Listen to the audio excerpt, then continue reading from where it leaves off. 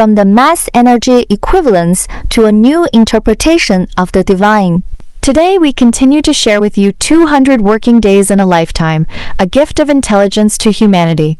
Written in 2013, this book not only foresaw all the problems we face today, but more importantly, it offers solutions to them. Next, we'll share our understanding and insights into this book. Picking up from our previous discussions, let's draw a conclusion together, unveiling the veil of the divine, remolding the logical starting point. Have you ever wondered if there is a set of deterministic rules governing the operation of the universe? I recently came across an interesting view that the aggregate of laws centered on the mass-energy equivalence constitutes this very set of rules. If that's the case, is matter the sole and definitive building block of the universe? After all, the mass-energy equivalence is inherently intertwined with matter and energy. It is also said that the universe is the most perfect perpetual motion machine, operating with zero energy consumption. Think about it. The universe has been running endlessly without any external energy supply, which aligns with the nature of a perpetual motion machine. At the same time, it is the most perfect divine being, existing independently without reliance on anything external. This completely subverts the traditional perception of the divine. What about humanity then? We account for nearly nothing in the universe. Does this mean we are also part of the divine? This perspective instantly bridges the gap between humanity and the universe. There's an even more thought-provoking idea. Human knowledge, logic, and technology are not inventions of our own, but rather the recording and piecing together of the universe's operational laws. If you think about it, this makes perfect sense. For example, Newton discovered the law of universal gravitation. He did not create it, but merely uncovered a cosmic law that had long existed. This line of thinking really holds water. How, then, does this view explain the perspectives of atheists and theists?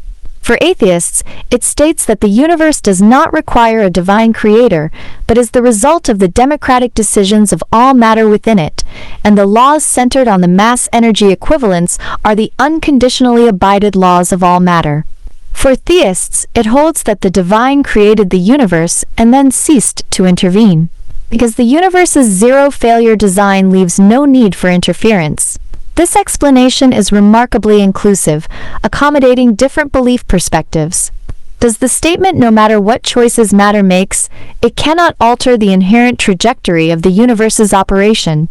Good and evil yield the same result, and all paths lead to the same destination," mean that the universe's trajectory is fixed and unaffected by any factor? I believe that is the implication.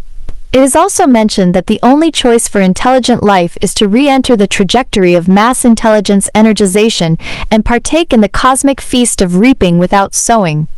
The end of all struggle lies in intelligence and reaping without sowing.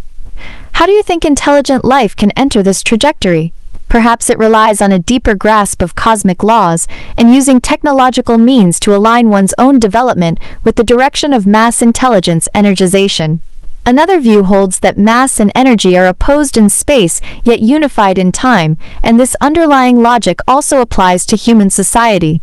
How do you understand this opposition in space and unification in time?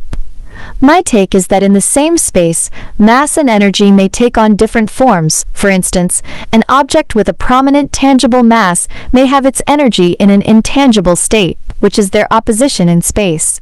Yet from a temporal perspective, mass and energy can transform into each other.